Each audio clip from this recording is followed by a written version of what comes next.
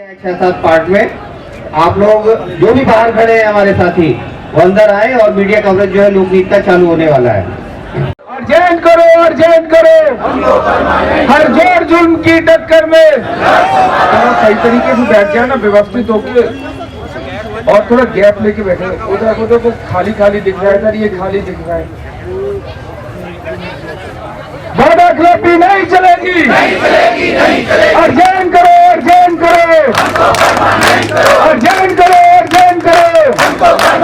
छिंदवाड़ा में क्यों रोका था? छिंदवाड़ा में क्यों रोका था? हर जोर जुल्म की टक्कर में आदरणीय राहुल गांधी जी वचन पत्र को पूरा करो। आदरणीय राहुल गांधी जी वादाखिलाफी नहीं चलेगी। रघुपति राघव राजा राम पतित पावन सीताराम। रघुपति राघव राजा राम पतित पावन सीताराम।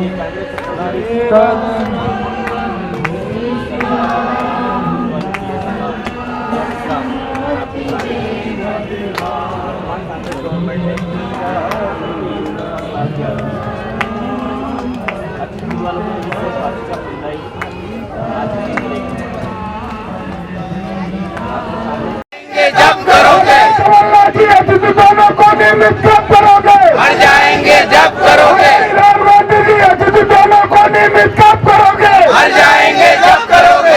राहुल गांधी जी अतिथि दोनों को नियमित कब करोगे? मर जाएंगे जब करोगे। मर जाएंगे जब करोगे। दोनों को नियमित कब करोगे? मर जाएंगे जब करोगे। अतिथि दोनों को नियमित कब करोगे? मर जाएंगे। नमस्कार, आप देख रहे हैं द लोक नीति। मैं हूं विवेक आपके साथ। आज 26 जनवरी है, गणतंत्र दिवस है। पूरा देश गणतंत्र दिवस मना रहा है। इस समय हम मौजूद हैं भोपाल के यादगार शाहजहानी पार्क में, और ये जो मंज़र कई बार आप लेंस के माध्यम से देख चुके हैं, लेकिन आज दिन बदल चुका है। दिन आज हो चुका है 48 दिन, यानी कि 50 दिन में मात्र 2 दिन कम बचे हैं। अतिथि विद्वानों का ये प्रोटेस्ट प्रदेश ही नहीं, देश का सबसे बड़ा प्रोटेस्ट होने जा रहा है, और सरकार इसे कितने माध्यमों से देख चुकी है। विधानसभा में ये पूरा मामला गूंजा। भारतीय जनता पार्टी के वरिष्ठ नेताओं ने इस मामले को मुख्यमंत्री कमलनाथ के सामने जब बोला तो कमलनाथ ने चुप्पी साधी, और चुप्पी साधने के बाद बोलना शुरू किया उच्च शिक्षा मंत्री जीतू पटवारी ने। मैं उस समय सदन में ही मौजूद था और पत्रकार दीर्घा में बैठकर यही सुन रहा था कि जीतू पटवारी क्या कहते हैं। तो जीतू पटवारी ने कहा कि भाई 20 तारीख से 25 तारीख के बीच में हम अतिथि विद्वानों की प्रक्रिया को पूरा कर लेंगे, और आज दिन आ गए 26 जनवरी। तो पटवारी जी इस बात को बहुत अच्छे से समझ रहे होंगे, और सवाल पूछने वाले भी कोई छोटे मोटे लोग नहीं थे। वो भी वही लोग थे जो भाई पूर्व की सरकार में मंत्री, मुख्यमंत्री और अन्य पदों पर रह चुके थे। तो ऐसा विश्वास लगने लगा अतिथि विद्वानों को कि अब उनके अच्छे दिन धीरे धीरे आएंगे। लेकिन अच्छे दिन किस तरीके से आए हैं ये आप देखिए। कई लोग ऐसे हैं 50 दिनों से अपने घर नहीं पहुंचे हैं, उनके बच्चे किस हालत में हैं, घर की आजीविका कैसे चल रही है, और क्या कुछ तंग हालत इन्होंने झेली पिछले 50 दिनों में। कितना संघर्ष करना पड़ा इन्हें बीते 50 दिनों में, और कौन कौन सी विपदाएं, कठिनाइयों को झेलने के बाद भी आज भी ये बैठे हुए हैं इसी उम्मीद में, इसी विश्वास में कि ये गूंगी और बहरी सरकार इनकी सुने और जल्द से जल्द इनकी मांगों को पूरा करे। तो आइए आज जानने की कोशिश करेंगे इनके वो अनछुए पल जो किसी को पता नहीं चल पा रहे हैं या कोई शायद जानना नहीं चाह रहा है। सर, आज 48वां दिन है, एक दिन से लेकर 48 दिन, 12 दिन बाद 2 महीना हो जाएगा। अब मुझे बिल्कुल भी ये सवाल पूछते हुए ज़रा भी आपसे कोई शर्म या लज्जा नहीं आ रही है कि भाई आप लोग अब सरकार को किस तरीके से देख रहे हैं। क्या लगता है आपको कि सरकार इसी तरह से अनदेखियां कर रही है या करती रहेगी? हमें सरकार से बहुत उम्मीद थी कि अपना 17.22 नियमितीकरण का वादा पूरा करेगी, लेकिन ये सरकार गूंगी बहरी हो गई है। हम 48 दिन से भूखे प्यासे बीमार और सारी कष्टों को झेल रहे हैं, लेकिन सरकार का कोई भी नुमाइंदा यहाँ आकर हमारा हाल पूछने नहीं आया।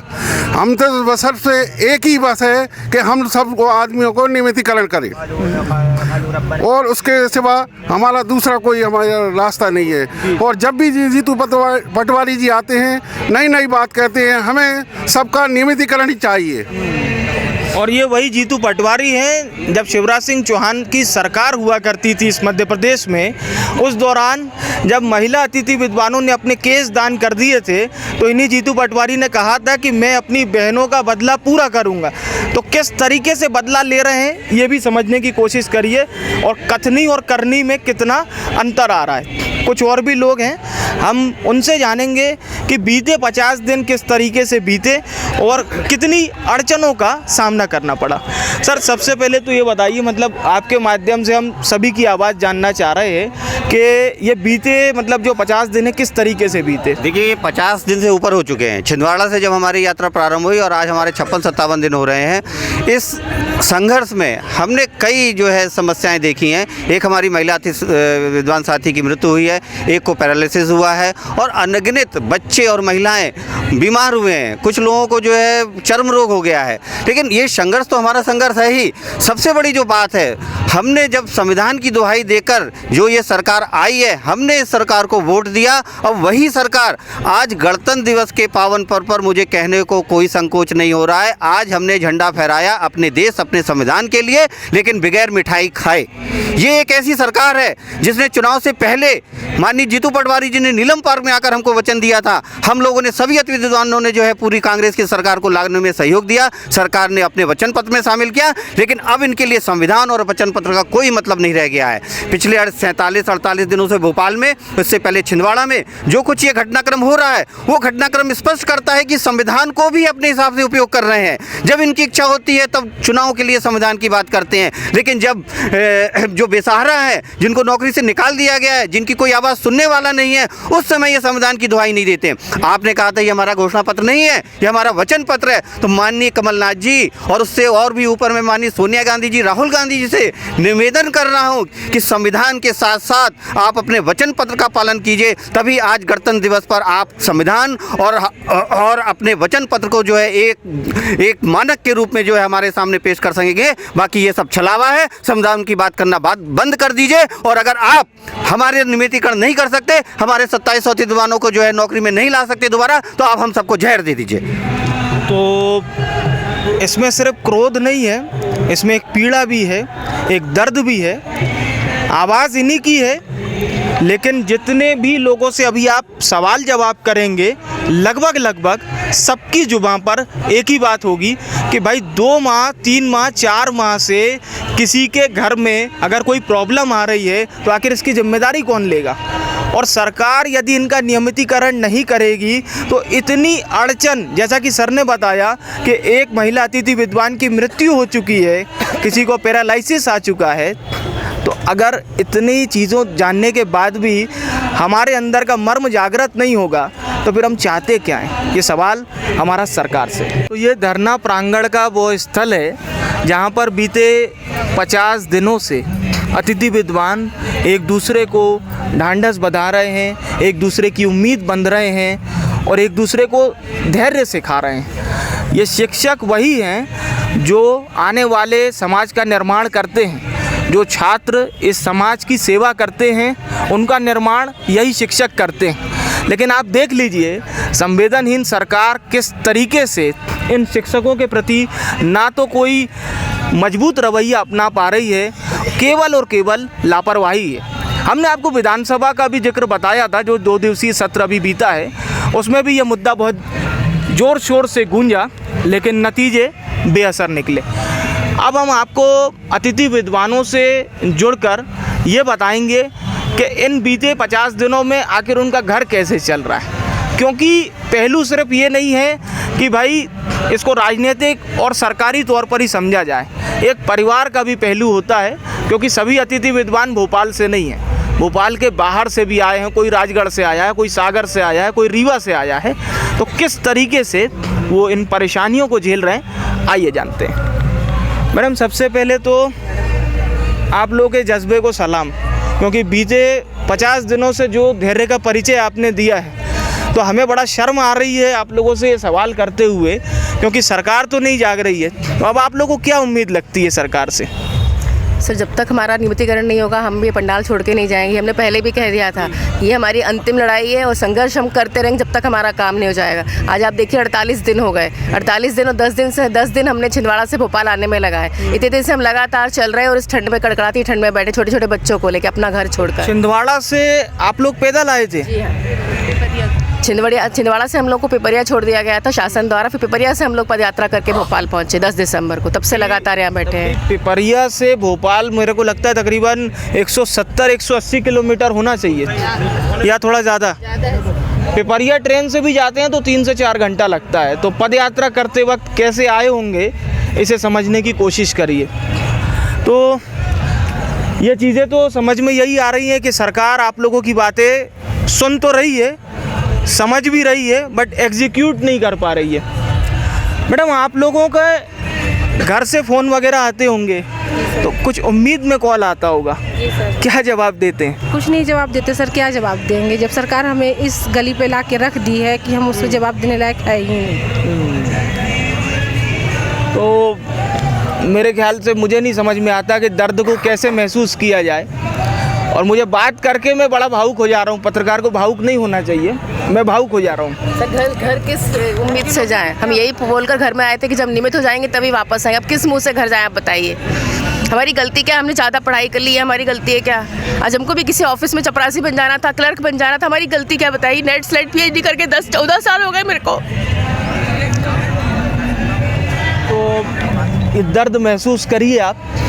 सर, हम लोगों को फांसी दिलवा दीजिए सर, से मेरा हम लोगों का ये संदेश पहुंचा दीजिए कि हम लोग को माननीय मंत्री जी या तो CM जी आए और हम सबको जहर दे दे, जहर न दे फांसी दे दे, जो भी दे, मौत की सज़ा दे दे। हम लोग पत्र भी लिख के भेजने वाले हैं और हम लोग को मौत दे दे। और अपने भाई बहन परिवार जितने अपने साथियों को रखना चाहते हैं, परिवार वालों को रखना चाहते हैं, उनको रख दे। छिंदवाड़ा से पैदल आने, छिंदवाड़ा से तो ठूस के पुलिस द्वारा भरा गया था और कोई बाथरूम से निकाला गया था, कोई डंडे खाया है और ऐसे तैसे करके पिपरिया के जंगल में अंधेरे रात में छोड़ दिया गया। वो साथी अपन सब आए हैं पैदल और यहाँ कितने कड़कड़ाती ठंड में इतना पानी बरसा, हम लोग इसी चटाई के नीचे बैठे रह गए। कीचड़ था, पानी था और कड़कड़ाती ठंड में हम लोग सारे छोटे छोटे बच्चों को लेके यहाँ परेशान थे। वहाँ घर में माँ बाप परेशान है, मेरे तो यहाँ हाथ टेढ़ा लोकवा जैसे मारा हुआ है। हम केवल इकलौते हैं परिवार को चलाने वाले। तो हम लोग को इच्छा है या तो नियमितीकरण दे दे, जल्लाद भी फांसी देता तो उसके पीछे शासन पूछता है कि आपकी अंतिम इच्छा क्या है, या तो नियमितीकरण अंतिम इच्छा में दे या तो हम लोग को सबको एक साथ फांसी के फंदे पे लटका दे।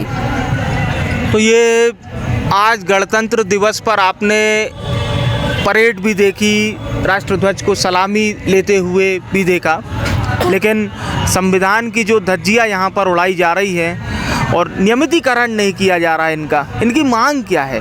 जो 20 साल से काम कर रहे हैं, 25 साल से काम कर रहे हैं, एज ए प्रोफेसर काम किया इन्होंने, वही सेवा दी जो एक नियमितीकरण का प्रोफेसर होता है, जो सेवा देता है छात्रों को, जो तैयार करता है राष्ट्र को, वही काम इन्होंने भी किया है। लेकिन इनकी नौकरी बिल्कुल भी स्थायी नहीं है। 6-6, 8-8 महीने से वेतन नहीं मिला है। तो आप समझ सकते हैं जब वेतन नहीं मिलेगा तो ये खुद कैसे अपना रोज़ाना जो खर्चा होता है उसको कैसे संभालेंगे, और जो परिवार पर वहन करना होता है पैसा, उसे किस तरीके से ये झेल रहे होंगे। अब ये तकलीफ़ें ये खुद तो नहीं बताएंगे, हमें समझना होगा। और सरकार एक कम से कम लिखित में कुछ बताए तो इनको कि भाई हम इस तारीख तक आप लोगों का नियमितीकरण कर देंगे या इस प्रक्रिया को पूरा कर देंगे। समझना पड़ेगा हमको। कुछ और सीनियर अतिथि विद्वान हैं, तो उन्होंने जब हमने सवाल किया, मतलब सवाल उन्हीं का था कि भाई अब इस उम्र में अगर मैडम से ये कहा जाए कि PSC का पेपर दीजिए, आपकी उम्र कितनी होगी मैडम? मेरी उम्र 54 साल की है और इस उम्र में मेरे को बाहर निकाला गया है। मेरी 2 बच्चियां हैं। ये बताइए, ना तो वेतन मिल रहा है ना नियमितीकरण हो रहा है। उन बच्चों की फीस, वैसे सरकार कहती है बेटी पढ़ाओ बेटी बचाओ, तो कैसे हम उनकी फ़ीस जमा करेंगे? मेरी दोनों बेटियाँ पढ़ रही हैं। सेवा देते हुए कितना वर्ष हो गया आपको? मेरे को 15 साल हो गए हैं। अच्छा, तो 54 वर्ष की उम्र में यदि कोई आपसे कहे कि पीएससी का पेपर या कोई भी कॉम्पिटिटिव एग्ज़ाम दीजिए तो समझ सकते हैं आप क्या बीतेगी आपके ऊपर। और आज इनको अपदस्थ कर दिया गया है। और अभी सरकार ने एक चीज़ भी बताई थी कि 2-3 तारीख को चॉइस फिलिंग और कौन कौन सा कार्यक्रम करेंगे। हमको चॉइस फिलिंग करनी ही नहीं है जी हाँ, चॉइस फिलिंग हमको करनी ही नहीं है। बार बार चॉइस फिलिंग और झूठ बोल बोल के हमको बरगलाया जाता है।